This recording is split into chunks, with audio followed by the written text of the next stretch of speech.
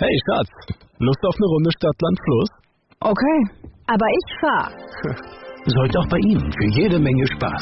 Das Skoda-Dieselversprechen für Euro 6 Diesel. Damit sorgen wir dafür, dass Sie, egal was die Zukunft bringt, in Fahrt bleiben. Auch in Ihrer Stadt. Und das Beste, wer jetzt seinen alten Diesel gegen einen neuen Skoda-Diesel eintauscht, erhält von uns einen Bye-Bye-Bonus von bis zu 7.500 Euro. Mehr beim teilnehmenden Skoda-Partner oder unter skoda.de/Dieselversprechen. Skoda. Simply clever. Blog Talk Radio.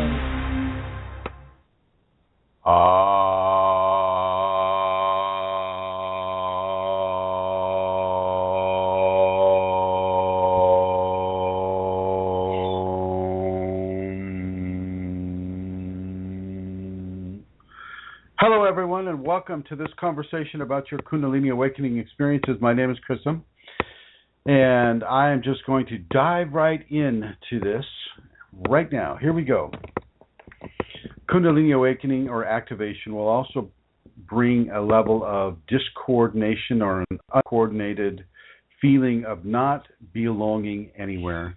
You belong like you belong with your family or with your friends or with your society or with any of the societies. You won't feel like you belong on this world. And in a way, that is part of the separation that the Kundalini gives to a person to begin to open half of that person to a divine expression. If you have your full body awareness as a human being, well, then you have no room for a divine expression to come through.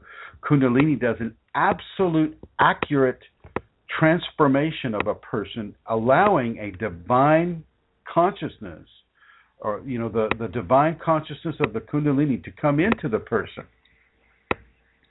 But first, before I even go much further here, I'd like to talk with Mary Jean or Vincent in the chat room, and if they can type in just to see if the sound is coming through. So Mary Jean or Vincent, if you would please type in whether or not you're hearing this at all.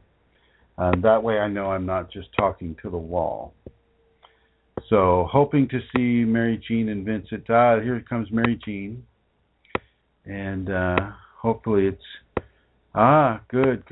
Thank you, everyone. Thank you. I will continue. So, as the divine moves into your body, certain aspects of your self-awareness will move out. That moving out is a process that is allowing you to begin to understand that there is another divine consciousness coming in, the Kundalini consciousness. And it's not as separate from a person as it may sound. You got to remember, the Kundalini is in your body, dormant within you for as long as you've been alive, as long as you've had that spine. There's been a Kundalini that has been dormant at the last three vertebrae of it, in the tailbone. So it's very important. Thank you, co-response, for responding to that. As long as you've had that spine, you've had the divine awareness waiting for your evolution to allow you to have its expression come through you. And so as you have the Kundalini, you're beginning to have the Kundalini. A co-response is saying there's a clicking or a tapping noise, and I'm sitting right next to a heater, and the heater will sometimes click or tap. So you might hear that, everybody, over the microphone. I've got a fairly sensitive microphone on this laptop, so just an FYI for everybody. As you have the divine expression come up through you, through the Kundalini, into your body, it will begin to displace levels of self-awareness that the Kundalini does not see that you need anymore. You need to understand and you need to trust that the Kundalini within you is expressing herself now, and she's making room for herself within you. It's not as if you're losing so much. What you're really participating in is it's an addition. It's an additional force within you, but that force will displace some areas of complacency and of familiarity, and so you won't feel as familiar in your own skin as you once would have been. And that lack of familiarity can also translate into not feeling like you belong in your own skin, and not feeling like you belong to what is happening outside of you and inside of you. And so this can bring people into a form of uncomfortable. It's, what's wrong with me? I don't feel like I used to feel. I don't feel like I belong to this society or to this world or to the human race. And it's because technically you don't anymore. You belong to the semi-divine, to the divine human beings. And even though there's few of them right now, you're becoming one of them as the Kundalini comes up. The Kundalini has the agenda. Now, I have to back up a little bit because different people acquire different agendas from the Kundalini. So, for instance, if you're a martial artist and you're using exalted skill sets as a way to beat somebody or to win a championship or to win some sort of a battle or a competition, that will only take you so far within the Kundalini. That will not take you up into the higher ranges, because it is being used as the competition, is being used as a way of taking something from someone else and giving it to yourself by brute force or by other means that are less of a surrender and more of an attack. And so within the martial artist understandings, you can have the Kundalini as a martial artist, but it'll only come up a certain way, unless, of course, the martial artist, chooses to go into a deeply spiritual commitment within the Kundalini, with themselves, and that, of course, can broaden their experience with it. The other thing would be, say, you have the Kundalini and you're taking meds to try to control it. You're taking lithium, or you're taking, Wellbutrin, or some sort of a drug, probably an SSRI, that is designed to carve new channels into your brain.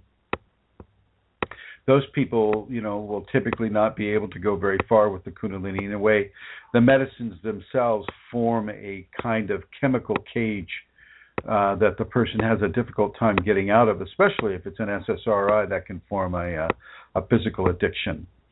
So you want to be careful with regards to how you're approaching Kundalini. And if your Kundalini is already awake, what levels of surrender are you engaging? You can feel like you don't belong, but you're still here. You can feel like you don't fit in, but you're still here. Okay?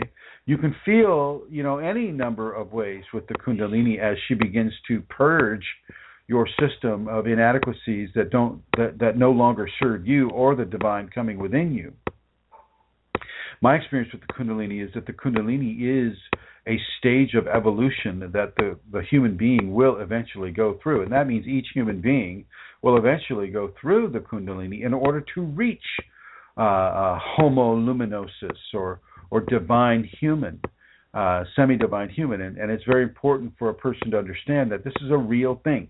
This is not made up. This is not some fantasy land where, Master Christen's just going on and on and on about the Kundalini and I get to be semi-divine now. Just call me Hercules. And it's not that. It's not that at all. And yet it is. And yet it is. And I can't deny the divine aspect of it, that because it's happened to me and it's happened to Amelia and it's happened to many of the other students that I'm working with even before I met them. The Kundalini comes to those she knows is ready to have it. And she also comes to those who are preparing themselves to have it, like those who are practicing the safeties, or those who are really doing their very, very level best to clean up their mind and clean up their diet and clean up their activities, clean up their thoughts, clean up everything, and welcome the divine expression to come through them. And you don't have to be born with a signature of Kundalini, over your head. You don't have to even know about it at all. You can just hear it from a friend, and you can start meditating, and lo and behold, after maybe a couple of months, the Kundalini may come up within you. If you're ready for it, she will come. She will come. whether or not you know about it or not. So it's very important for people to understand that nothing is wrong if they're feeling out of place with the Kundalini, if they're feeling like they don't belong. Nothing needs to be changed except the way you're approaching the Kundalini. You have to understand that it is a real deal. It is something that is going to come. If it's already activated within you and you're nurturing it, it's going to continue to grow.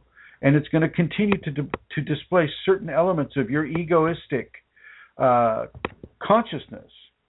And as those elements are displaced, you're going to feel like you don't belong, like you don't feel like you fit in, like as I've described earlier, in this conversation.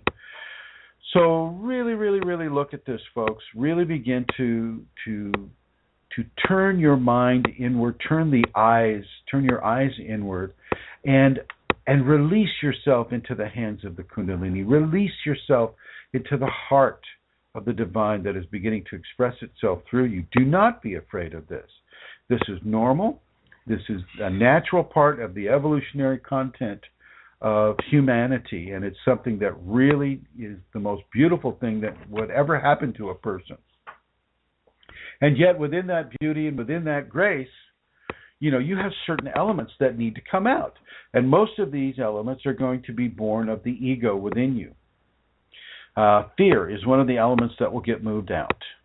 Fear, lack of trust will get moved out because the Kundalini in many ways will force you to trust her.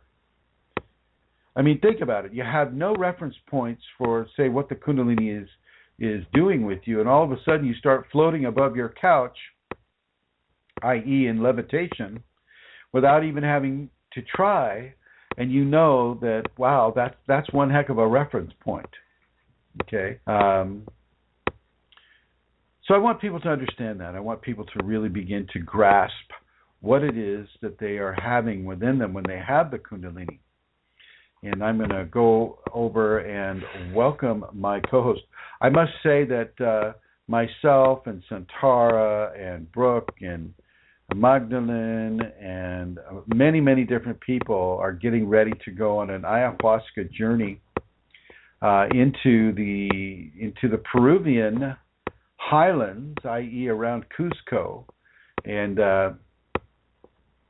so we're all gathered around. Matter of fact, I have a house full of people right now that are indeed, and one's coming in on an airplane a little later on in the show, and so we are getting ready. And I just want to say that next week there will be no show because we will be in Peru exploring our Kundalini vis-a-vis the ayahuasca, and so no show for next week. I just want Atlantis Seeker and Mary Jean and Phil Karuba and Vincent and co-response to understand that next week we will not be a show, and I'm going to introduce my co-host right now, Amelia Santara. Hi, Amelia. Hi, Chrism. Can I be heard? Just check if I can be heard from here. Okay. Can I be heard from here? Can you just get that going? It's going to... Okay. All right. Okay. Okay, here I am then. Is this okay? Again, in the chat room, please leave us know. There might be an echo, yeah. Yeah, we'll only miss that next week. Okay, so, do you want to go in the next room? Are you getting an echo? No, I'm getting none. Okay, you don't have to yell. Is it okay in the chat room? It seems to be, so we'll see. Everybody in the chat room, can you let us know if we're getting an echo?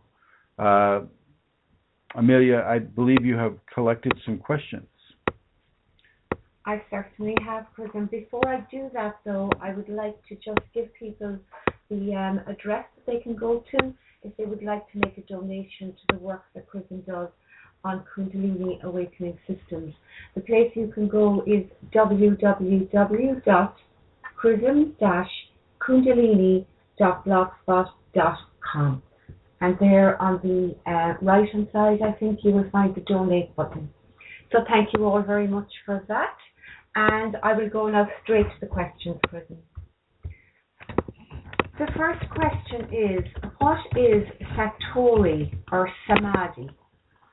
Well, that's two different things. Satori and Samadhi are two very, very different things. So I'll just pick one.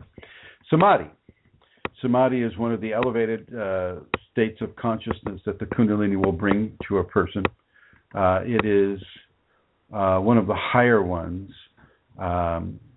Samadhi and it's living in a state of ecstatic awareness, and so Samadhi is just basically the Sanskrit term of what I just said. Basically living in a state of ecstasy, and that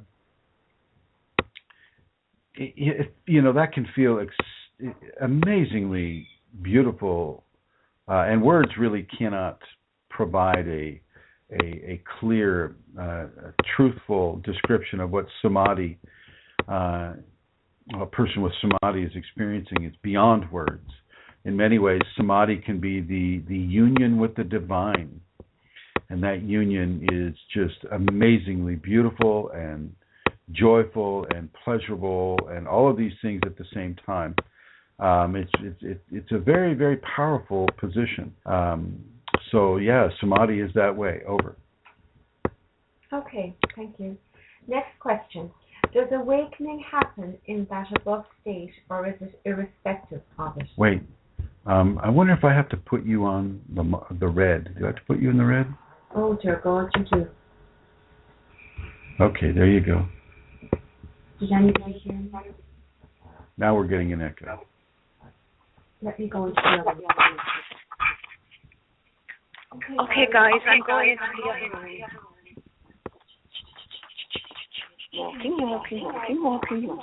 Walking. Now I'm in the white room. Okay, I don't even know if you heard me, but the first question has been answered, which was, what is samadhi? The second question is, does awakening happen in that above state, or is it irrespective of it? It's irrespective of it. Over? Over, yeah. Okay. Who are divine entities? Shut that door. Thank you. Say again. Who are divine entities?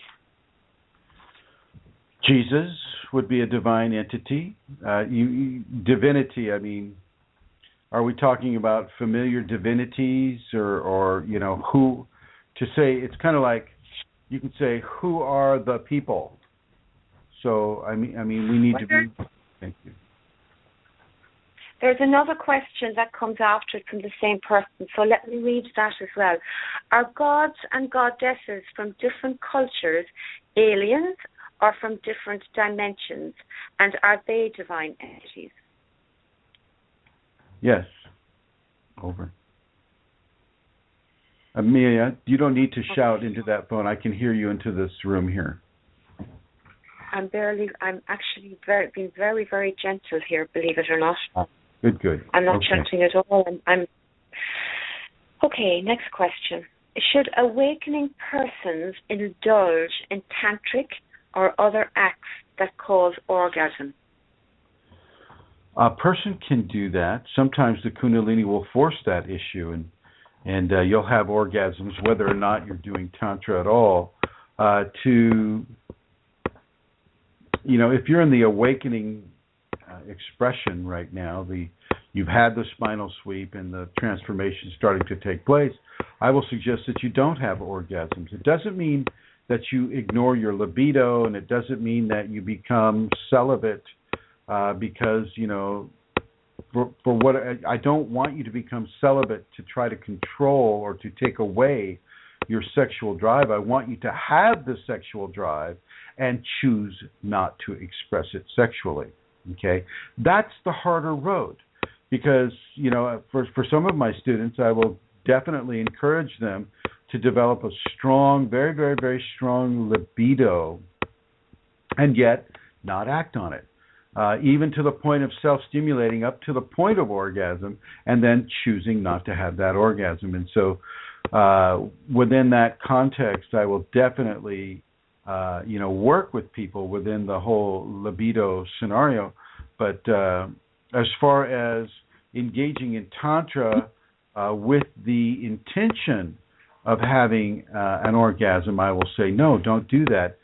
If you can do it without having the orgasm, well, that's a little bit better, but that's going to leave you extremely unfulfilled if you're doing it, for the purpose of fulfillment. So it's very important that you delineate what your intentions are and why you're doing what you're doing.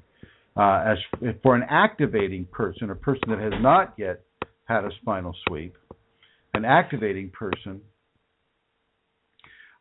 they could begin to do Tantra, but I would also counsel them not to lose their seed or to express in a fluidic way, what an orgasm would bring.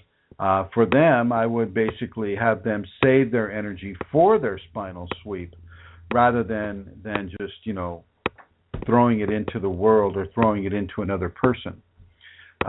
It's very important that if you're on this Kundalini path, if you're consciously on the path, well then this is the path that is walking you right now. This is the path that is walking you right now. And you must do everything that you can do to honor that path. Whether it's changing the way you sexually express yourself, whether it's changing your job, whether it's changing your life, whether it's moving away from your city, whether it's the Kundalini will sometimes end a marriage or end a relationship. I mean, you need to be very, very, very strong and very, very secure within that understanding that the Kundalini is here to stay within a person. It's not going to go away in whatever manner it comes. And you really want to begin to honor that precious divine self within. You really want to be able to honor that. You really want to be able to support that. Support that in the way you think. Support that in the way you feel. No longer are you at the mercy of your feelings. You need to see yourself as the generator of your feelings. And through that generation, you can begin to discipline your feelings about how you respond to the Kundalini and the many changes it brings. So within an activating context, sure, you do the Tantra practice. And if you do spill your seed or fluidically express yourself, it won't hurt you. None of this is going to hurt you if it happens a few times or whatever. But you gradually want to get yourself to the point where you don't have that fluidic response. You don't want to have that. Whether you're male or female, it doesn't matter. The Kundalini uses those fluids to help and assist within the transformation.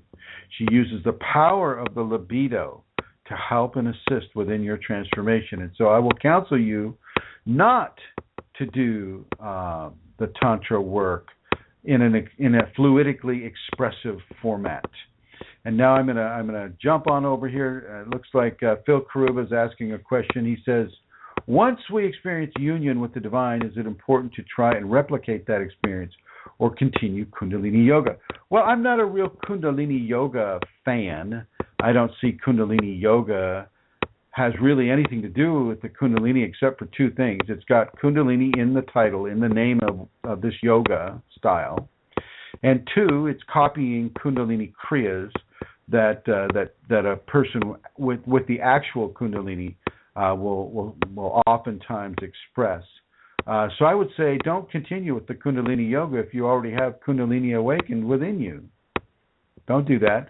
If you think Kundalini Yoga is going to awaken you by simply sitting there on the floor doing Kriyas and being devotional to Yogi Bhajan, well then, that may be a nice long path for a person to consider. But once you experience union, you don't need to do any of that anymore.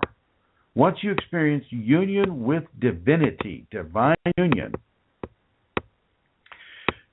you can't replicate that because it's not all about you. There's the divine as well to consider. And you can replicate, you can want to replicate it till the cows come home, but if the divine within you isn't going to be a part of that replication, well, then it's fruitless. It's fruitless. And so it's very important for you to understand that a spinal sweep, first of all, a primary spinal sweep can never be replicated. There's only one first time for all of this. Okay? But once you've had the spinal sweep, you can have other spinal sweeps. But there is only one first time. And the first spinal sweep is typically one of the largest, most amazing, most bombastic of the spinal sweeps that you get. That first one carries a lot of power, a lot of energy from the base of your spine out the top of your head and also out your sixth chakra as well. As in the uraeus that you'll see on the Egyptian pharaohs, the two snakes coming out of the forehead. That's a real thing. That was not an artistic interpretation.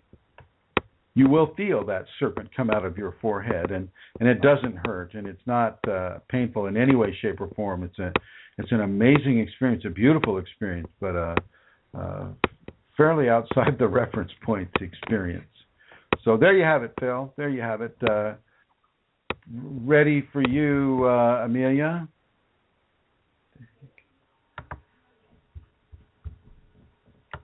Can't hear you. Oh, God, here we are. Try again. Can you close the door, please? Talk into your microphone. You're red. Can't hear you. All right. Well, we'll just continue, and feel free to pop in, Amelia, whenever you feel that like you're being heard here. Why can't you hear me, I wonder? Will I ask the question here? Sure. Can you turn the headphones off then? Take them off so we're not getting an echo? Can a person balance karma in the dream state? For example, if I have a dream and I am robbed or pickpocketed, I feel very sad. I may not have been cheated in real life, but I experience it in the dream state. Does that balance karma? Yeah, you can balance karma in the dream state for sure. If somebody does something wrong to you, and such as you mentioned, pickpocketed or whatever, you can definitely forgive that person in the dream state, and it will carry quite a punch. But the nice thing to do is that if you find yourself in the dream state, being confronted with, do I balance this karma or I don't, and you choose to balance the karma and be forgiving and be tolerant, be understanding, compassionate for that person, bring it into the waking expression as well. Do not just leave it within the dream expression. And I'm going to come on over here to a person named Co-Response. And here's the question. It says, what role does the Kundalini play? And they continue, that is, does it exist for itself, needing humans for her to ascend, to meet and combine with Shiva force, or is it for humanoids to have the opportunity for this divine grace to merge us in? I don't see a difference between the two, Co-Response. The role of the Kundalini is an evolutionary role in my experience with it, and it is definitely there to bring us into the divine realm, to take us from Homo sapien 5 sense only, and bring us into levels of like 100 senses, or however many senses that divinity has. This is what it is there to do. It doesn't necessarily care about Shiva, doesn't necessarily care about any religious symbolism. It doesn't it doesn't really adhere to one specific religion. And so for it to exist, to meet and combine with Shiva, well, it can meet and combine with the cosmic forces that come from above. I mean, it's not necessary to combine it with a religious thing. Or is it for humanoids to have the opportunity for this divine grace to merge us in? Yes, I would say that is far more appropriate and understanding for the Kundalini. The Kundalini also has an agenda for each person. It's not for humanity. It's for that individual person. So the Kundalini has an agenda for Chrism. And that agenda for Chrism is whatever unique scenario that she has for each individual. And so I will say, if I could, here it is. I will say that Kundalini is there for evolution, for spiritual evolution. Does it exist for itself? It already exists. So it exists for itself and anything else that it comes in contact to. So I mean, it's not. It doesn't exist to give us shade from the sun. Okay, and he says, I guess, what for? To what end? Spiritual evolution, the merging with divine grace, is the ultimate goal of the Kundalini, at least within the parameters of divine flesh. It's to merge with grace and allow that species, that new species of a homo luminosus or divine human, semi-divine human, to exist and to begin to populate this planet, that we can perhaps begin to reverse some of the damage that has occurred here. And by reversing that damage, we reverse some karma, and by reversing that karma, we free a lot of others from their imprisonment within it. And you're most welcome, co-response. And Amelia Santara. Here I am, Chrism. I have another question for you. Okay. And here it is. 2 weeks ago, I did 3 days fasting, a Kundalini meditation. After that, I felt pains in my head and forehead, very painful, and my third eye chakra is a bit vibrating. Why does this happen, and what do I have to do? Well, it happened because you went on a fast. Hello? Did they go on a fast? Yeah, it would seem so. A fasting Kundalini meditation, yes. A fasting Kundalini meditation. Now, what is that? You're fasting there and you're going Kundalini, Kundalini, Kundalini, Kundalini. What is that? I see that. Yeah.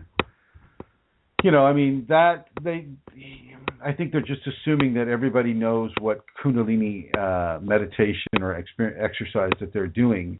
Are you doing the 5 Tibetans? Are you following the safeties? Is this a Kundalini yoga thing? There's more that needs to be done. But typically, when a person does fast and they're cold turkeying it, they're not going down gradually with it. You can definitely receive a headache. You can definitely have some aches and pains due to that sudden withdrawal of nutrition from the body that's used to having it every day. I would be surprised if you didn't have a headache or some other type of level of anxiety. The body will produce anxiety within the person if it doesn't have sugar. We're so addicted to sugar. So if we don't have our sugar, well, then we're going to go into levels of anxiety and irritation and short-temperedness. And so, it's the very fact that you're on a fast will produce those results, whether it's with your Kundalini exercise, whatever it is that means, or if you're just a regular person on the street, not even looking at Kundalini, and they just say, "Oh, I'll just go on a fast today." Well, boom. They might start having that headache in the next couple of days. It's a normal thing. Don't worry about it.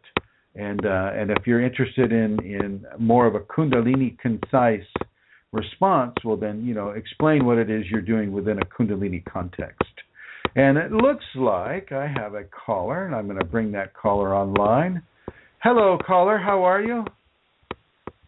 Hello. Hi. Hi. Yeah. Hi. So, can you hear me good? I can hear you. I hear you very well. Thank you. What's your name? Great. So, my name is Iyad Sadaldin. Hi, Iyad.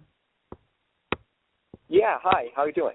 So, the thing is, I first of all, thank you so much for all this support, you and Centaura and everybody else.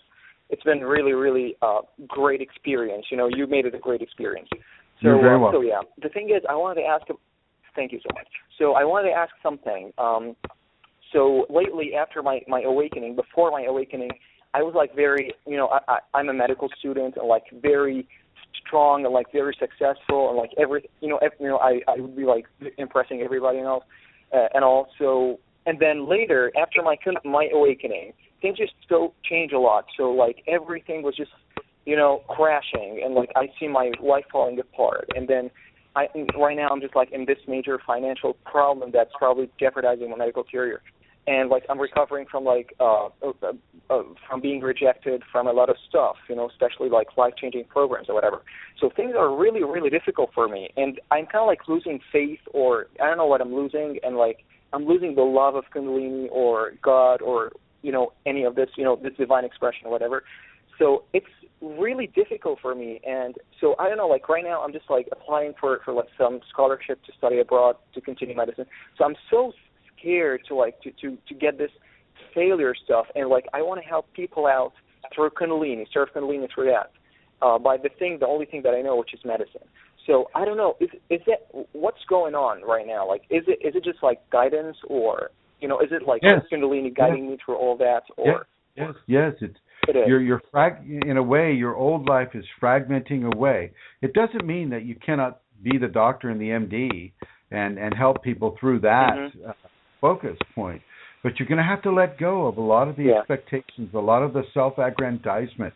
You're going to have to let go a lot of the materialistic and psychotherapeutic aspects of what they would teach you and what you would expect to have taught to you from the school. You're going to have to let go of a lot of things. And I don't think it's an accident that the Kundalini came to you before you graduated from medical school. Okay, I think that was on purpose. I haven't actually graduated yet, but yes. That's what I mean. Exactly. Before you graduated from med school, so the scenario is you're inside of a fragmentation, and you just need to surrender to that. You need to pay attention to that. Don't go against it. Don't try to resist it. Talk with your Kundalini. Dream your Kundalini, interact with your Kundalini, cherish your Kundalini. Don't let your ego foment a negative emotional experience with your Kundalini. Yes, exactly. Understand what I'm saying? So I'd probably take my chances and take the opportunity that I got, but I'll just surrender to whatever happens. So will that be the thing to do?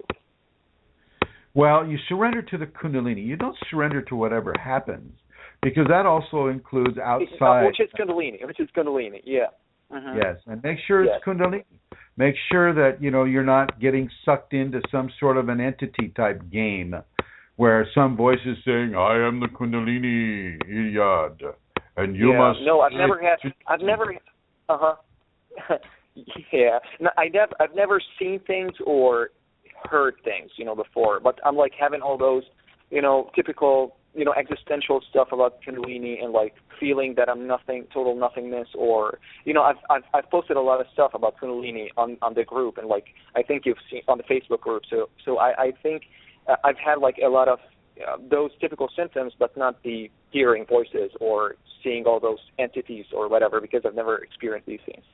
So well, that doesn't mean that it's not coming for you, Iliad. It doesn't mean that the entity experience isn't coming. Okay. Yes, exactly. Yeah, I'll probably be waiting. So it's okay. I'll be more than happy to welcome all entities. So basically that's what I wanted to ask, and I want to ask like if you or any since I'm still like a little probably egoistic when it comes to like this like dream thing that I have of being pursuing my medical degree or medical studies. So if you or the listeners or whatever just like send me some good vibes and like let things just happen or whatever, if I could make it No. if I could let it through. I don't want them to send you good vibes. I want you to send you good vibes.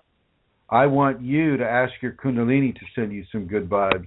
I don't want you to be cured of Kundalini from an outside-in context. I want you to find your balance within the Kundalini. I want you to look inside yourself, and I want you to really become at ease with this. Yes, it makes perfect sense. Yes, exactly. Yes, so thank you so very much for your time. That's all what I want to ask for. So. Okay, all right. Thank you so much, and have a great day, and I'll be listening now, so yes. Okay, very good, very good, and thank you for calling in. Okay, next question, Chrism. What is orgasm on a spiritual level? Oh, jeez. What is... Well, on a spiritual level, orgasm is the introduction of divine grace into the physical world. So that introduction of divine grace is pushed by the Kundalini in each person in a micro sense way, in a very, very small way, which gives you that might tell you a bit about the power of the Kundalini. But yeah, so when a person has an orgasm, male or female, a level of energetic push is being given to the procreation of the species within the human being. And so this orgasm, actually within the simian races, the apes, the gorillas, the baboons, all of those creatures also have chimpanzees, monkeys. They also have orgasms as well. In the human context, however, it is to push for the renewal of the species, really, and to give that person to put a level of divine grace into the sperm and the ova so that a new life can be created. And spiritually, that is one of the greatest gifts that a person can have, is to have that corporeal experience as a human being. From a different level, from a Kundalini context, it's also an emitting of grace from the individual. And this, within a Kundalini context, the Kundalini would prefer to use that reproductive power, that creative power that you have within the orgasm for its own purposes with regards to your transformation. As I mentioned in another answer to a post, it's necessary for the survival of the species, but the Kundalini also sees it as necessary for the transformation of the species. So, in a way, a very similar process is taking place when we procreate as to when we transform vis-a-vis the Kundalini. So, and in both ways, it is that expression of grace through the body, physical, that allows us to begin to approach those areas. Over. Chrism, can you speak about the hammer? Somebody wrote on the group that the sound that was made, that you spoke about before, was happening to her, and she would like to hear a little bit more about that. Oh, sure. The hammer's at the base of the skull, and it's an energetic modulator, so that certain types of energies that try to come into the seventh chakra will be mitigated, either away or lowered in their potential, so that the person isn't damaged in these very sensitive areas on the seventh chakra. And the hammer is a natural organ that is there just for that purpose. And when you feel it happening, you may feel the energies coming up the spine, and you'll feel it very strongly. And all of a sudden, at the base of your spine, you may hear and feel something that's going like this. You'll feel that little hammer just hammering away at that energy, kicking down its power, or kicking down its frequency, or doing something or another that allows that energy to come in without damaging the human being. Over. Okay, thank you, Chrism. Next question. About 2 weeks ago, I dislocated my jaw. Go ahead. Okay. The right side. I heard a popping and it was hard to talk or open my mouth. I had pain radiating to my ear as well, so I thought I might be getting an ear infection. Anyway, a few days passed, it went away. Then yesterday, I dislocated my jaw again, this time on the left side, and all I was doing was talking on the 2 occasions. Could this be a type of Kriya, or could Kundalini be working on blockages in my throat and ears? Well, it could. Yeah, I mean, coulda, would. I mean, it could be anything. But within a Kundalini context, yeah. The fact that you dislocated the right one and then the left one, I mean, that just shows a balancing occurring. The body could do this naturally too, but within a Kundalini context, yes, indeed, it could be actually initiating some balances within your energetics of the 5th chakra. I've had the same thing occur, but what a person may want to consider is that the Kundalini will correct that as well. If you throw your back out, if you throw your shoulder out, if you throw your knee out, if you throw your jaw out, whatever the case may be, the Kundalini can correct those scenarios and heal those scenarios. And certainly, if it is the one that is causing the dislocated jaw, well, then it will certainly fix that. But it'll, don't be surprised if it goes into the other side to make sure that person is balanced in what, in the actual movement of their jaw. Over. Let's see. And I don't know where Miss Amelia went. She's here. I'm having terrible trouble, guys, with my studio. I mean, really, it's like a nightmare. Just hang out here. No, but I'm also communicating with people. So, Chrism, can you call out the name of the number, the phone-in number? Yes, the guest call-in number is 347-934-0026. So that's 347-934-0026. Once again, I sound like I'm selling a shoe or something. It's 347-934-0026. We're selling Kundalini tater tots. So Ron is going to be ringing you in. Ron, we're looking at the studio here. So as soon as we see your number come up, we will connect you, okay? Actually, Chrism, that's the end of the questions. I think you went through them really quickly. I had a lot today. I had like 14 questions, which is, let me just check. Yeah. Well, okay then. All right. Well, Ron's going to take his time, and so I see. With regards to people having pains brought about by the Kundalini, a lot of the pain really is going to be through your resistance to what the Kundalini is trying to do. So really do your best to lessen the amount of resistance that you have. It's a great big step to realize that there is a somewhat of an invisible force that is forcing you to do certain things. None of the things are bad.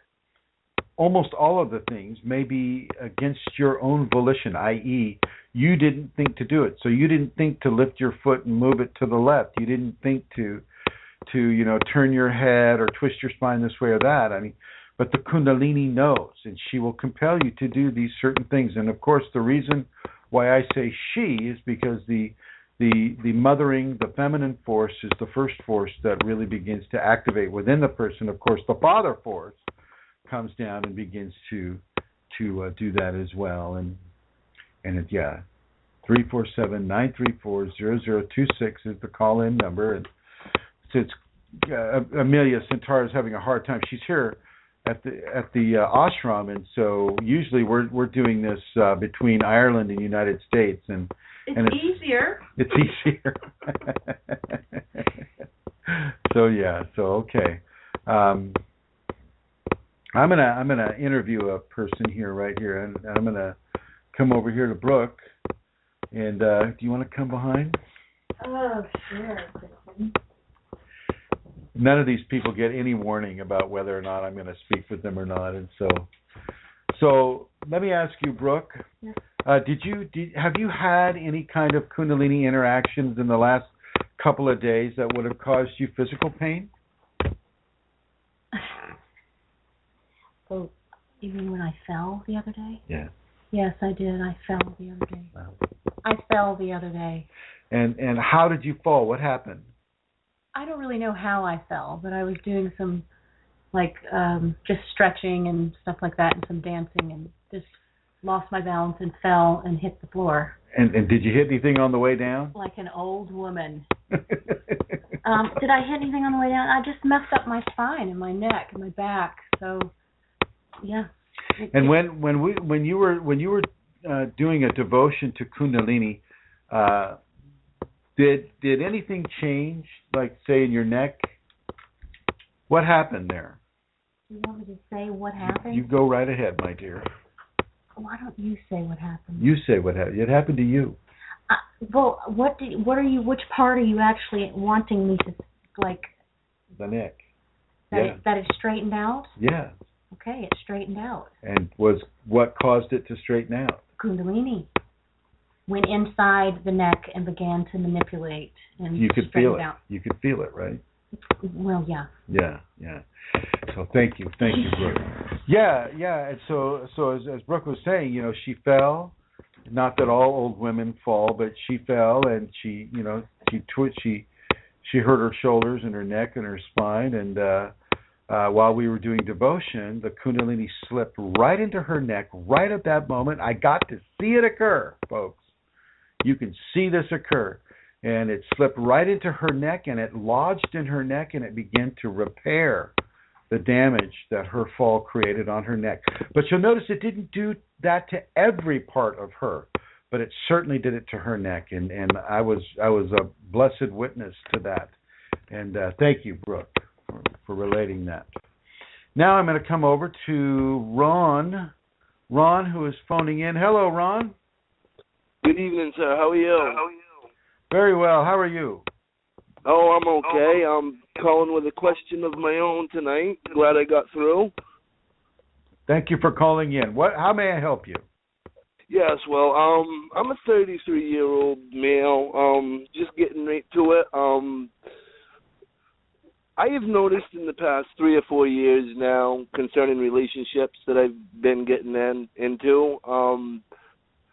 In the later parts of the winter or in the darker days, I guess it could kind of be fair to say that I'm seeing myself in a pattern of becoming single, and it's not by my own choice to say. It's by see, this is where I need your help, sir, because I'm not even 100% sure what I'm trying to identify with myself. It just seems as though do you have the Kundalini, Ron? Yes, sir. How do you know that? It's not full fold. I am in the just awakening phases. And what does that mean? What's happened to you in the past? What are your symptoms? Personally, myself, I do go through my phases of hot, cold flashes that are common.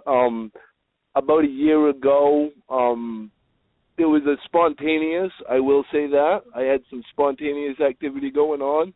I was in a store one day right after some occurrences, and the light permeation out from the head took place. That and according to that, I don't know a lot about that, but there are certain things that I intuitively know and that I just sense on my own levels. Certain the different perceptions that come with certain things. I don't have all of my definitions down, though. Like I said, I'm in the beginning of a lot of all of this. Have you had a spinal sweep? I had 2 of those. Though the first one didn't go all the way down. My 2 were top bottom. Oh, I see. Okay. And from what I've heard, those are rather different than the regular. Yep, they have a different deal. All right. Now, with that in mind, and you say that your relationships are changing, is that what you're saying? Yes, I'm just becoming automatically more in tune, I guess, just in my own words, more in tune with myself, not get too personal, but starting, to abstain more from sexual activity, if you will.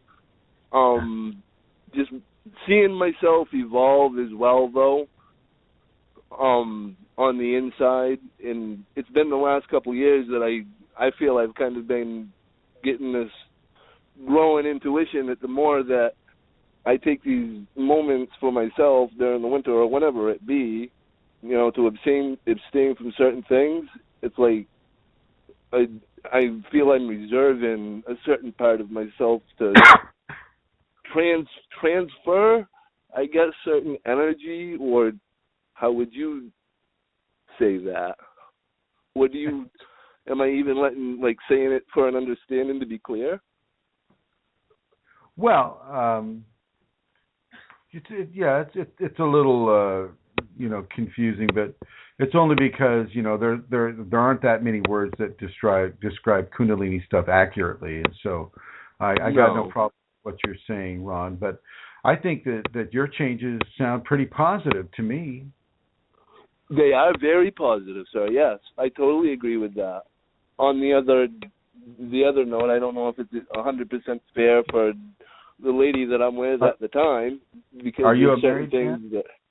Are you a married man? man? Absolutely. No. No, absolutely no. Absolutely not, sir. Nope. I'm a free man, as much as I just dared to say that. There you go. So with regards to this current love interest, then you find the Kundalini is changing your interest, or what's happening with regards to this current love interest? In regards to all of that, I guess it would be kind of like it does. If there's any downside, it would bring me somewhat a little confusion as to whether I would be futuristically better off, maybe just maintaining, being single for a while, or just kind of staying that way. Whereas when summer comes, my advice to you, Ron, is going to be, first of all, is to practice those safety. You need to practice the safety protocols if you're a top down. The safety protocols are that much more important for people that have a top down awakening. Okay. Because it's already difficult, and you need to get those lower chakras working. This is what will allow you to have balance. This is what will allow you to have levels of understanding, levels of power, levels of grace coming from the bottom and meeting that top down, probably at your heart. Okay. So it's very important that you do the 5 Tibetans, that you do the forgivenesses, that you do the tolerances and the gratitudes and the selfless service and all of these different things that are involved inside of the safeties. Tongue up, eyes up, fingers locked, chin down, and meditate every day. Are you meditating every day? Yes. Yeah. Sometimes not as much as I'd like to, but I do take about every opportunity I get. Okay.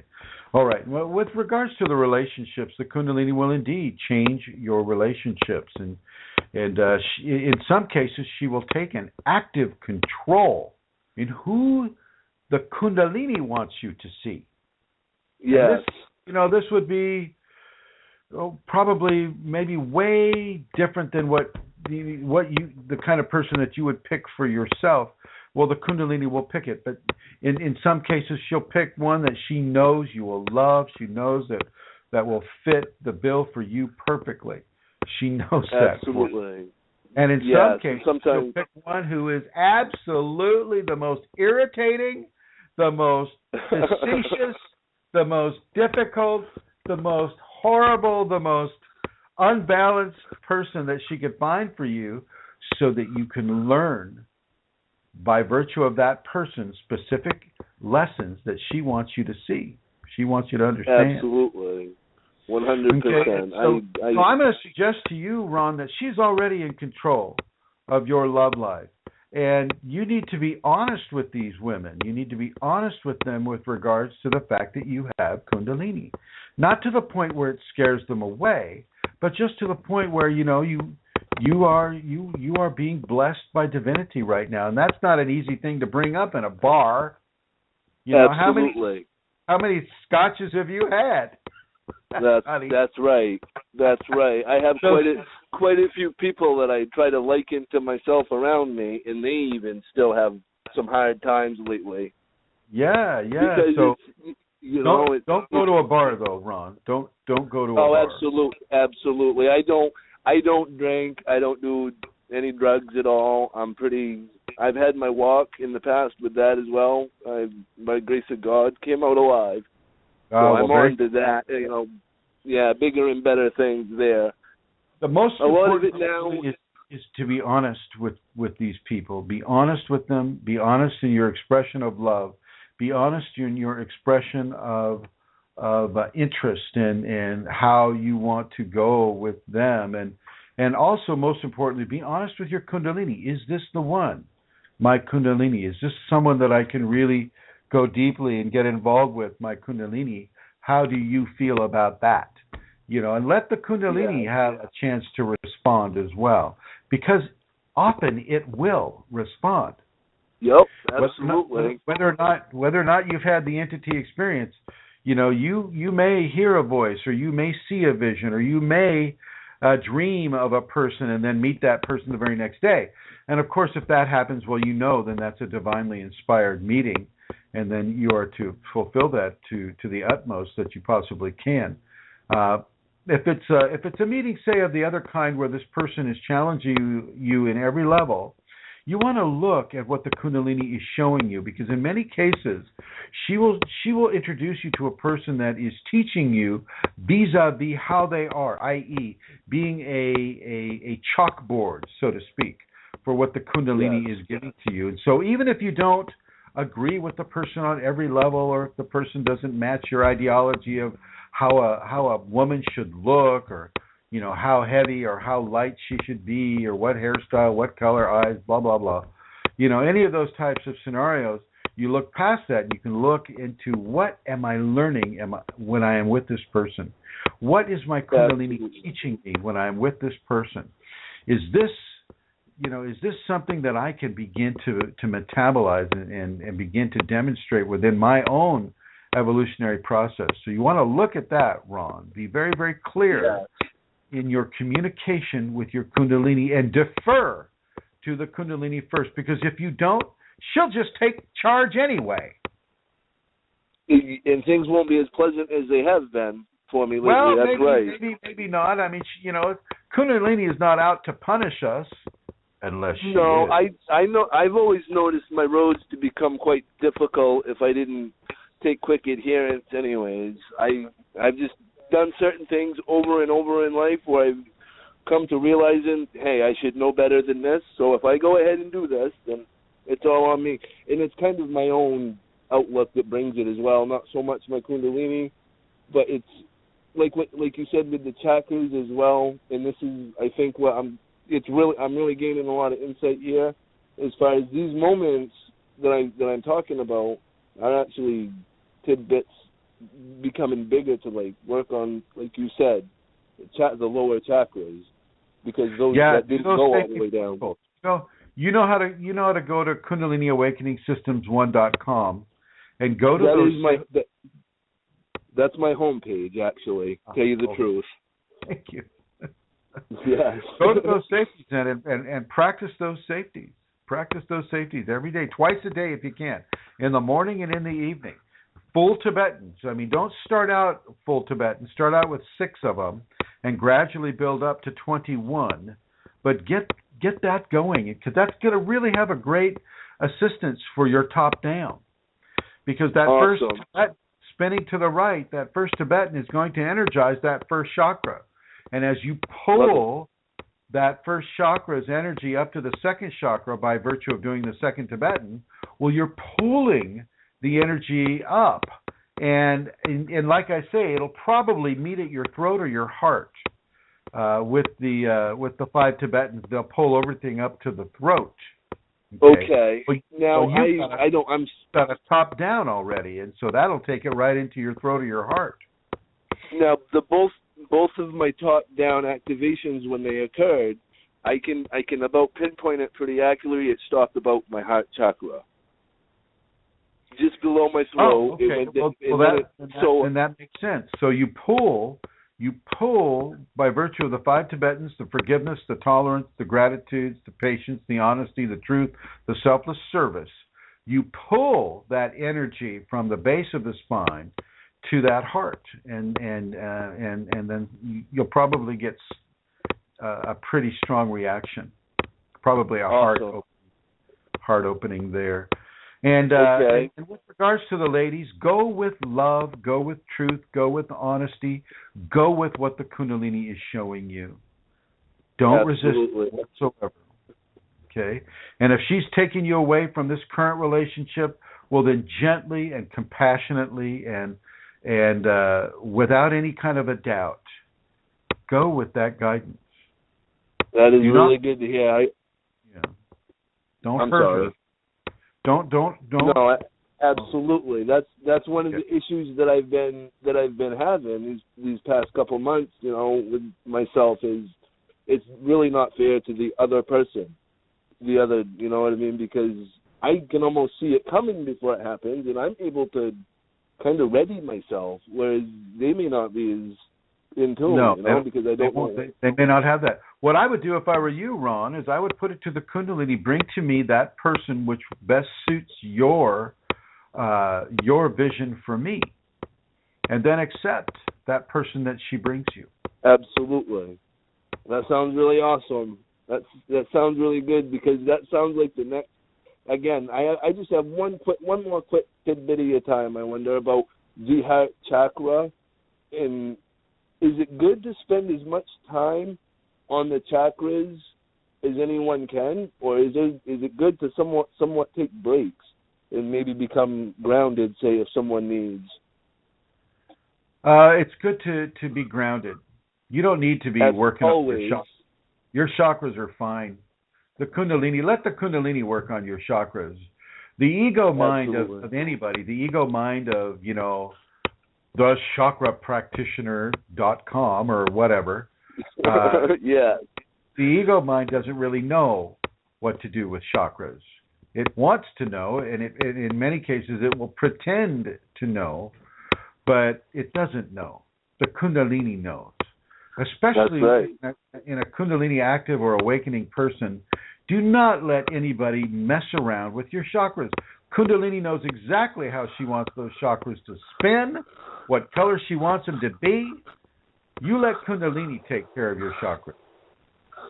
Absolutely. That sounds like the best idea for him anyways, because not getting into anything else, but a lot of my past consisted of psych meds, psychotherapy, and I just found my own experience to be kind of a vicious cycle. Well, it can be, but from now on, Ron, don't resist the Kundalini. Fully and actively engage the Kundalini and listen to what she's telling you through your own senses and through your dream life. Absolutely. Nothing you is accidental anymore. Nope, that's one thing I have found out. All things have a plan and purpose. There you go. That's right. Any other questions I can help you with, my friend?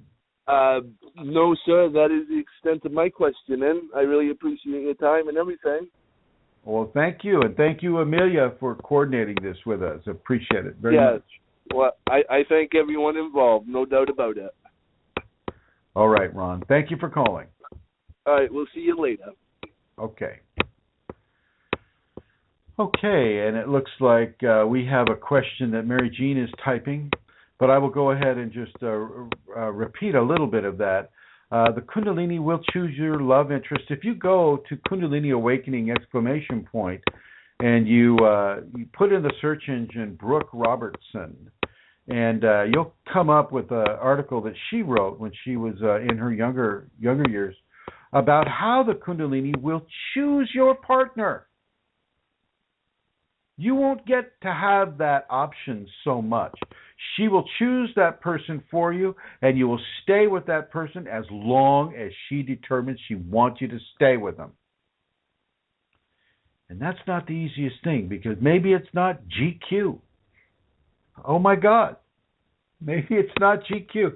Maybe it's not Vanity Fair or Playboy or whatever the magazines that people like to have. And so you really need to put the brakes on your desire and open your heart, open your love, open your levels of acceptance without resistance, and let the Kundalini begin to really work her magic with you. Mary Jean has a question, and she says, what about craniosacral therapy? At one time, I was having it done, and out of the blue, I felt no more. Is that because of Kundalini? And I will say most certainly yes, Mary Jean. Once again, it's kind of how I said with the chakra therapy or chakra practitioner. You know, a person can study. He can be a chiropractor or what's that other kind of doctor that you're? Osteopath, or thank you, or MD or whatever. But the Kundalini knows your body far more than any kind of a classically trained specialist would have. And so with craniosacral therapy, the Kundalini can say enough is enough.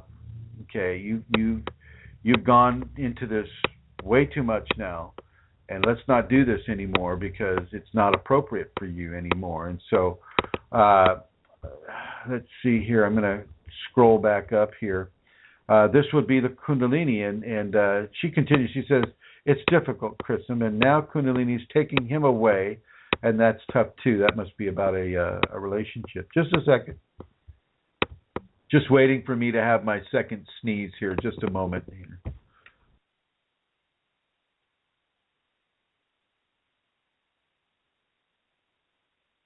All right. So back to it, and thank you for the napkin there.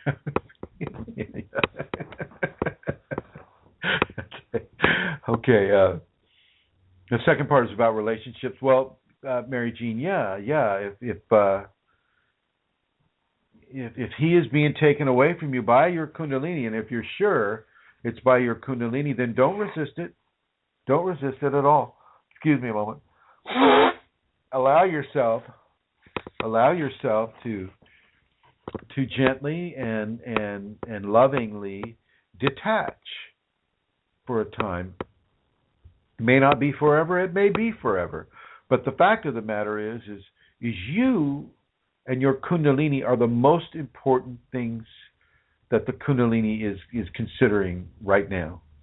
Not you and spouse or boyfriend and the Kundalini. It's you and the Kundalini. And that takes priority over all relationships, even familial relationships. The Kundalini takes total priority over your family, over your friends, over your workmates, over your boss, over the general public. And Mary Jean continues, it was lovely for 18 years. And it's odd the way it works. And yes, it is. It is odd the way it works. I know a woman who until her Kundalini came, she was married for another 25, 26 years. And she, had to orchestrate the leaving of that relationship because the Kundalini basically came right out and said so. And what do you do? What do you do with this? Now, let me give you an example of what happens here at the ashram. And I'm gonna have you come from Santara here.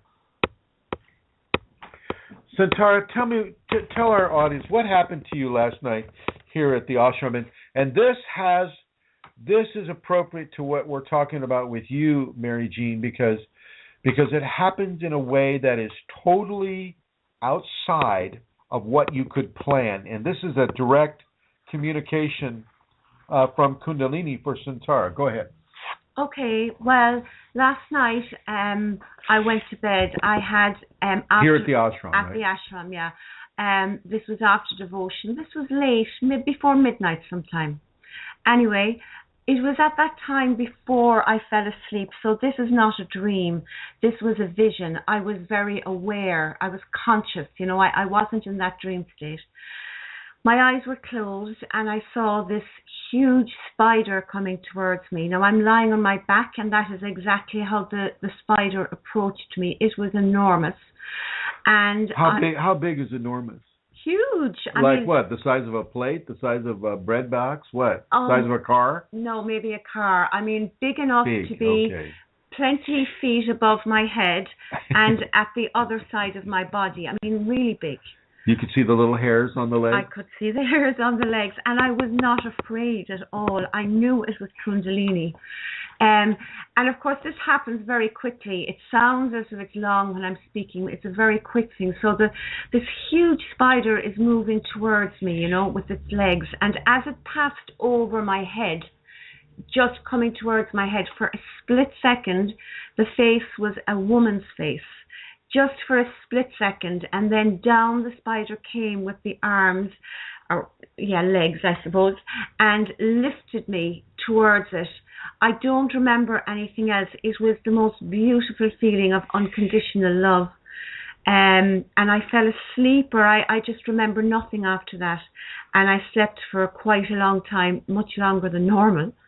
And that was the experience. Thank you, ma'am. And the way this ties in is that, she wasn't planning on this occurring.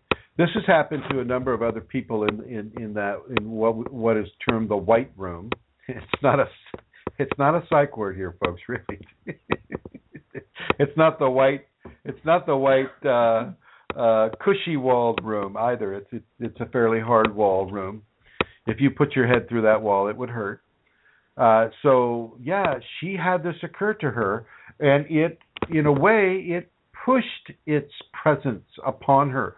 The Kundalini pushed its presence upon her. And to another student, Josephine, it happened almost the exact same way, except for Josephine, it was licking her lips because she accidentally fell off the bed and onto the floor and hit her lip on the bedside table, and she got back into bed, and the Kundalini came to her as a giant car-sized spider and gently was licking the blood off of her lip. This is a very real tactile scenario. Yeah. And it is nothing that you can put up to hypnagogic, visioning or anything of that level. It is very real, and it is very communicative. And Mary Jean, it will begin to manipulate your relationship if your relationship is not conducive to your Kundalini awakening. So let me repeat that. It will manipulate your relationship if your relationship is not supportive of the Kundalini awakening. So if you have a spouse that is going, honey, you better not start having those automatic movements there on the floor. I'm going to call that ambulance. Don't make me call the ambulance. And if you have a relationship like that, then the Kundalini in a real way may begin to end that relationship.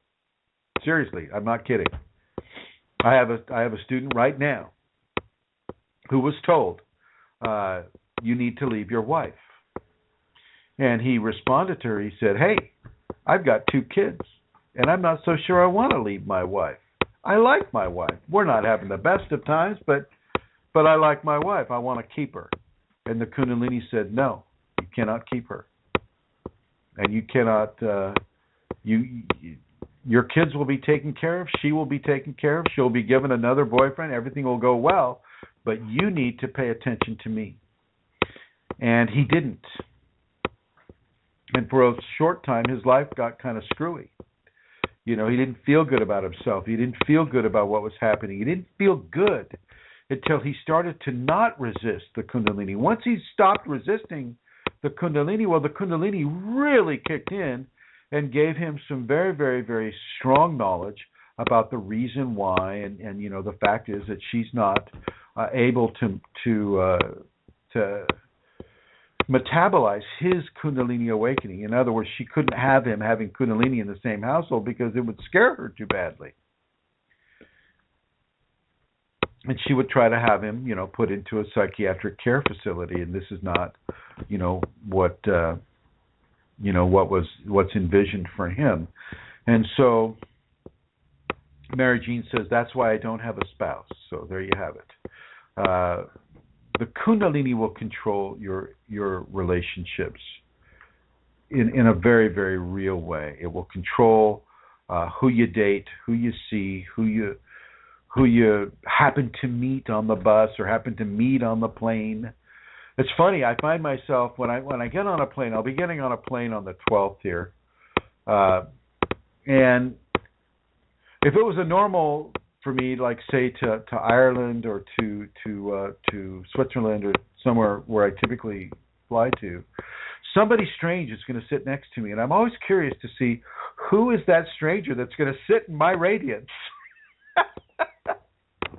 And I've had ministers sit next to me. I've had psychotherapists sit next to me. I've had clergy and other kinds of ministers, sit next to me, and just people who just, I don't ever mention the Kundalini until they ask me what I do, and then I say, oh, I help people with the Kundalini, and they say, what that?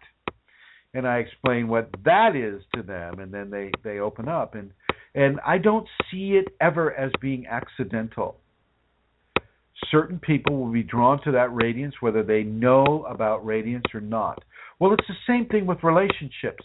Kundalini will draw specific people to you for your learning and for your continued acceptance of the Kundalini radiance to come through you, to grow that semi-divinity that you're becoming. Very important that you know this and that you understand this, and you don't take this as fantasy land. Now, I'm going to bring somebody else on here who doesn't know that she's going to be brought on. So here we go. Hi, Joey. Oh, hi. You're the lucky one.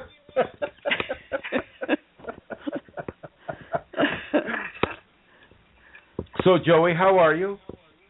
I'm just fine, just doing fine, looking forward to Peru. Okay, all right, so you're ready to leave on the 12th? You bet. Okay, all right.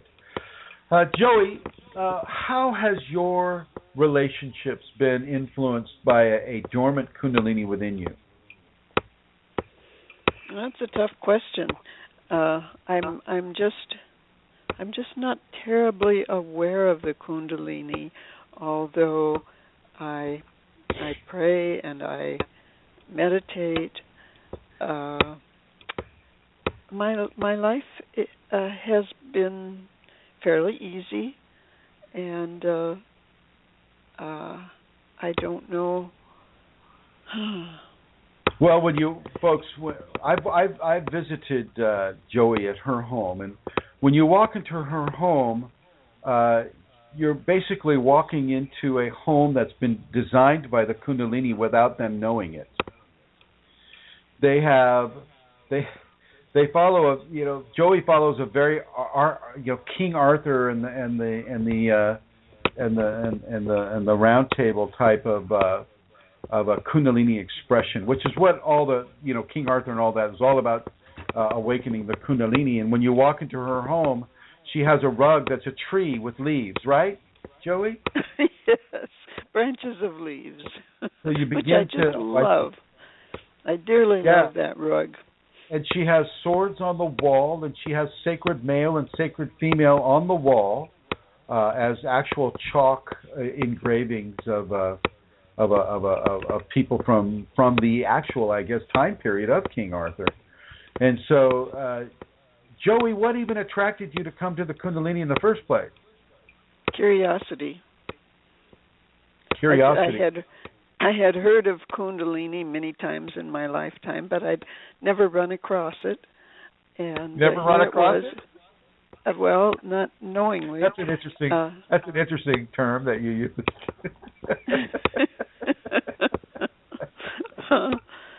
But so good, my dear.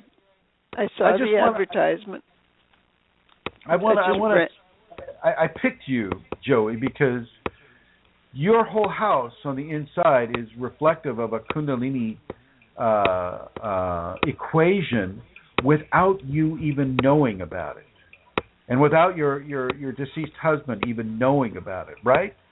Right, right. And I think there's a lot of people out there that have the Kundalini, they just don't know about it. They just don't know about it.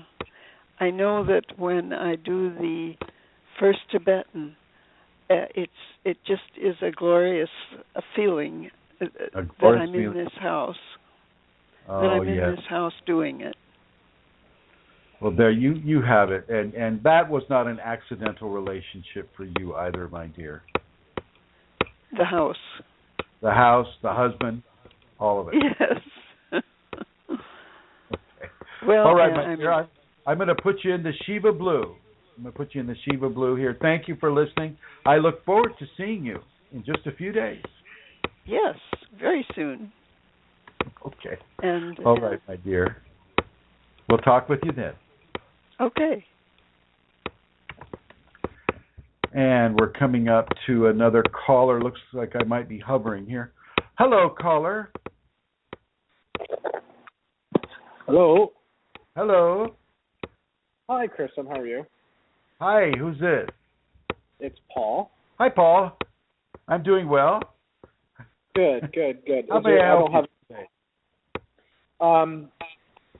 I actually had a dream vision involving yourself last night. Believe it or not. No, I just hope I was close. No, it was fairly pedestrian, but actually, I think it was probably to do with the fact that you've got a lot of people in the same place right now with Kundalini. Yeah. Actually, active Kundalini.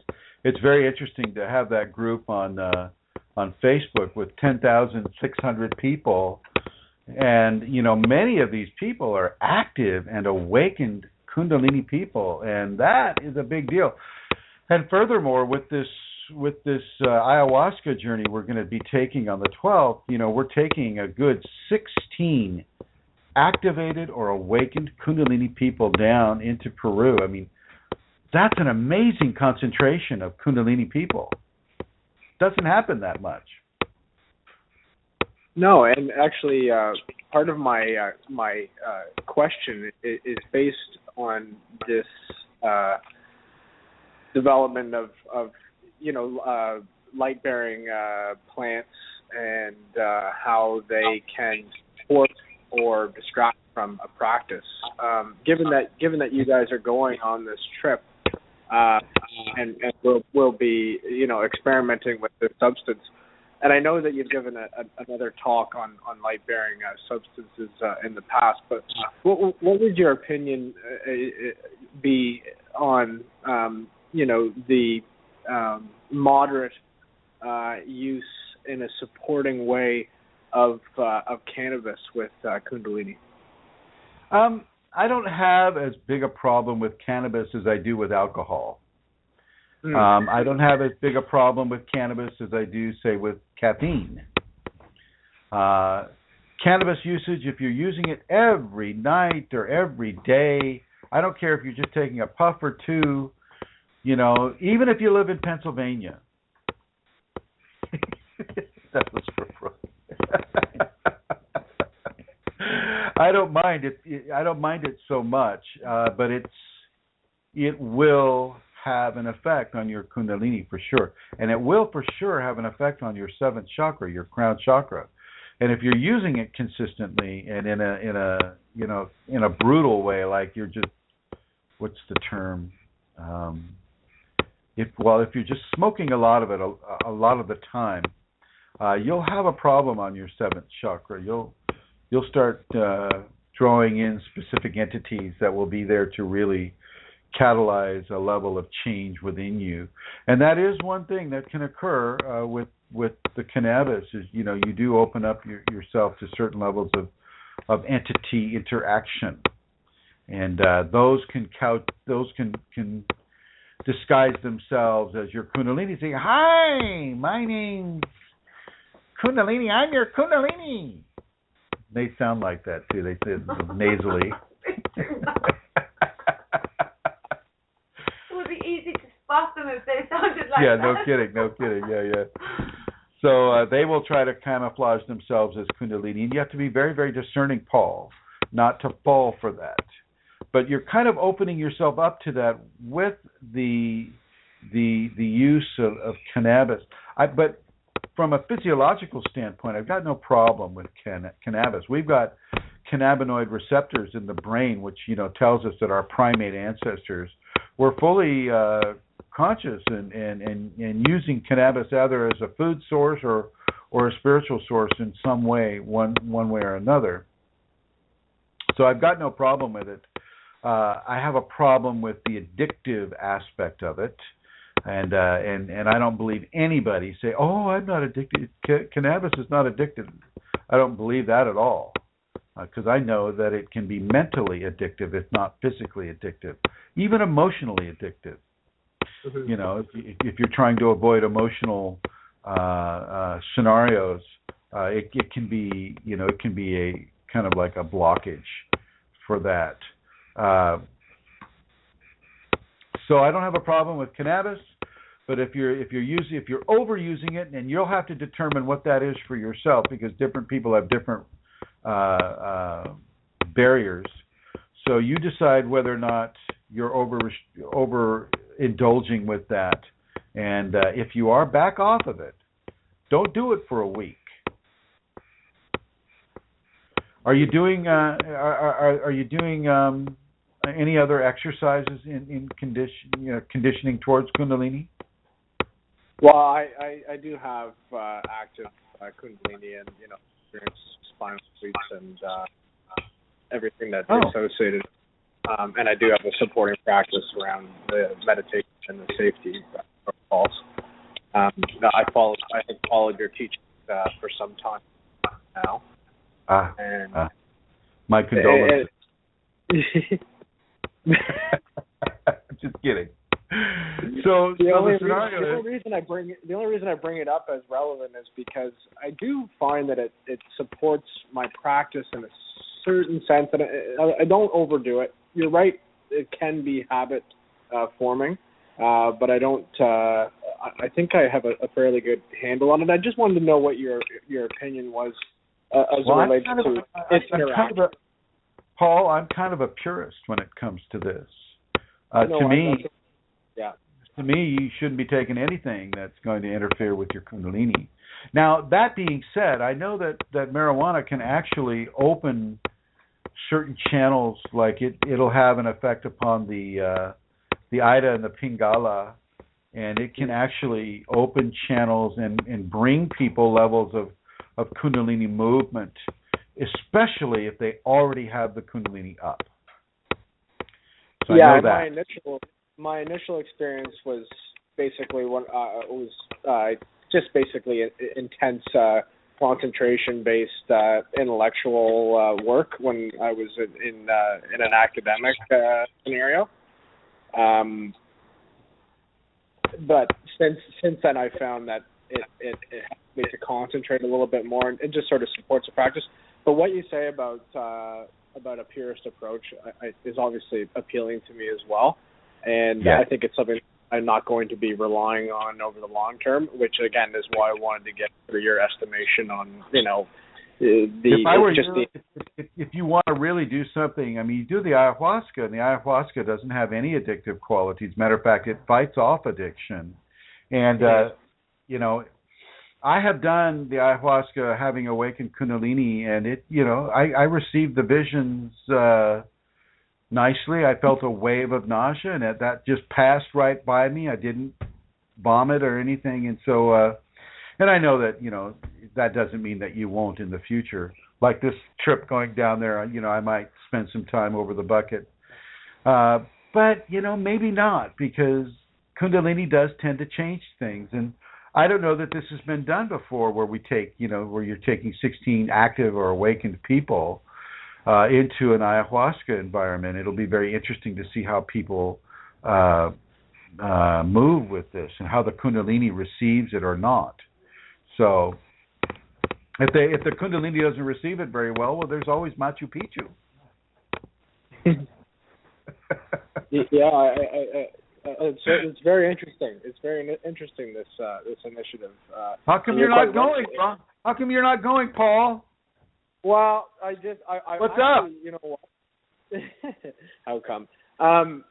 Basically, I emailed you not long ago because I was compelled to take some time off of work just to focus on myself and my energy and figure out what my next steps are. And so that would actually kind of make me unavailable over the next few weeks. Sure. I already sort of took my ayahuasca journey right at home, but I certainly would be interested in networking and connecting with you in the future. Like I say, I had a little bit of a dream episode that was the imagery was around me going somewhere and sort of knocking on a door and having you welcome me into some sort of physical setting. So it was interesting for sure. I don't have a flesh teacher. I just use you as my primary resource and guidance. But yeah, no, I do want to take that step, and I do subscribe to a purist approach as well. But I wanted to ask the question that I asked, and I do appreciate your feedback. Pull back from the cannabis, and really start doing the 5 Tibetans twice a day with the other safeties too. Yeah. And why don't you? Did you get into any of the Shakti pots? I have never received a Shakti pot. That might spike things up a little more for you as well. Mm-hmm. It's I've talked about the quarterly Shakti pots that I do. I mean, my energy honestly is relatively spiked. I would describe it. Okay. But yeah, no, those types of interventions I'm sure are forward looking. I had one other question as it relates to sort of the longer view, and I don't want to take up too much time, but we have a little bit of opportunity here, and you guys won't be on next week. As it relates to the time I took off work to sort of evaluate where I'm at and where I'm going, I'm having a vocational urge around reading and writing and sharing and communicating that way. Do you think that's a legitimate avenue for a Kundalini person? Would be in that vein around the written communication and focusing and that kind of thing? Yes, okay. Absolutely. You get. I think she's probably compelling you to write. Yes. So you write, my friend. Don't you resist that at all. You just write and write and write until your hands cramp up and you can't write anymore, and then rest up a little bit, then write some more. You know what? That sounds awesome. Okay. Yeah. Yeah. And feel free if you want to run some of those writings past me if they're not like too long. Have a look at them. Hey, I get a lot of writings from a lot of people every day. So, but I think that it sounds like you're in a good space, Paul. Keep it going. You're doing great. Okay, thank you. Okay, and enjoy your trip and all the best. Now here's something. If you still partake of the cannabis, when you go to bed tonight, I'm going to counsel you to lay on your right side. I'm going to have you stretch your right arm out over your head as you lay on your right side, almost like you're laying on your arm, right? Yeah. I'm going to have you put your both hands in Gyan Mudra. I'm going to have you with your feet together. I'm going to put a blanket or something between your knees to pad your knees. And then I want you to move the insoles of both feet back and forth over each other as if you're rubbing your feet together with just your feet. And then see what happens at the base of your spine. Okay. All right? Okay. Thank you so much. First time I've given that out over the air. You're very welcome, my friend, and thank you for calling. I'm very grateful. Oh, thank you. Thank you. All right. Bye-bye. Okay. So I said that to Ron or to Paul. I'm sorry, to Paul. And I'll suggest that to everyone. You lay on your right side. You stretch that right arm out as if your head is laying on that right arm.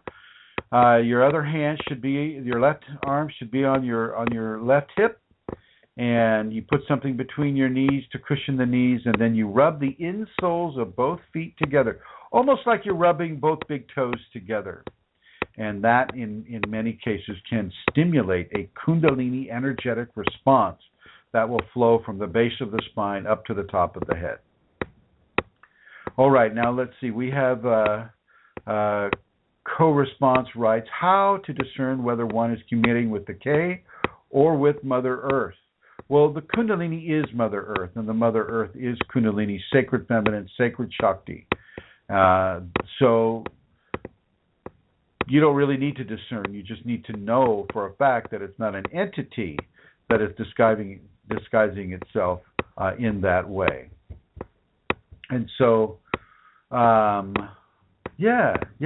what a lively conversation we've had, and I really appreciate all the call-ins that have come in today, and I appreciate everybody in the chat room. And I'm going to go ahead and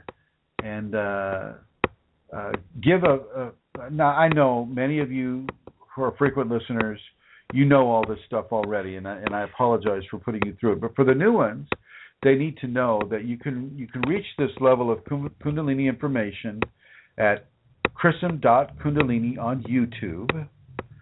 So you go to the YouTube network and you just type in chrism.kundalini and it'll bring you right to my page. And there's 333 videos that are free.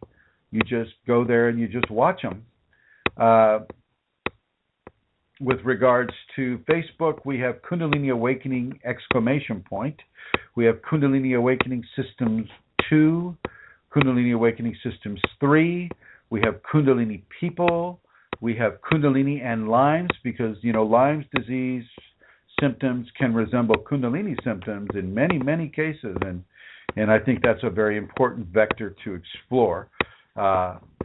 And Kundalini can heal Lyme's, and so there's that as well. We have Kundalini Healing. We have a Kundalini Healing public and private. We have a private a group as well, which I won't give out. Yes, Amelia?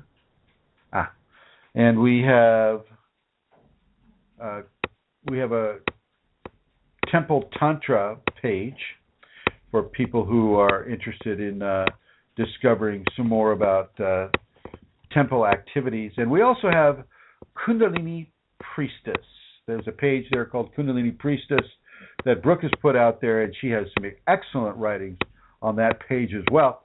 Atlanta Seeker is asking a question, and she says, do you think it was an accidental random result of natural selection that ayahuasca and psilocybin mushrooms enable us to access other realms, or do you see these as gifts divinely provided for this purpose? I'll say both. Well, maybe not both. I'd say it's a gift provided for that purpose. Certainly not psilocybin.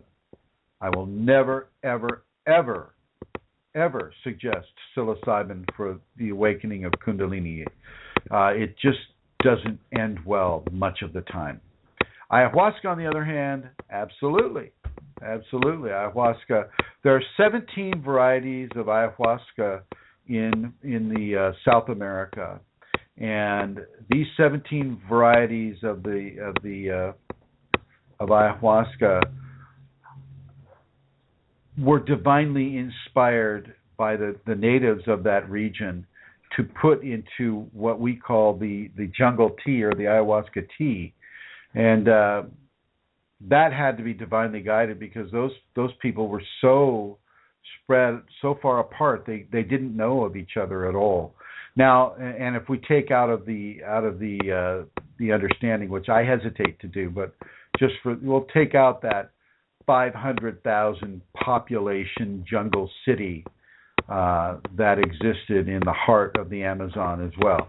Now, those people may have developed that technology there and spread it to the other tribes, but they have gone. They don't exist anymore. The only thing that's left of them really is the 6 foot deep levels of super soil that they developed in the Amazon jungle. So I feel that that ayahuasca and in some cases, I guess psilocybin, not for Kundalini, but for other things. Don't get me wrong. I have done psilocybin 5 times. I know about psilocybin.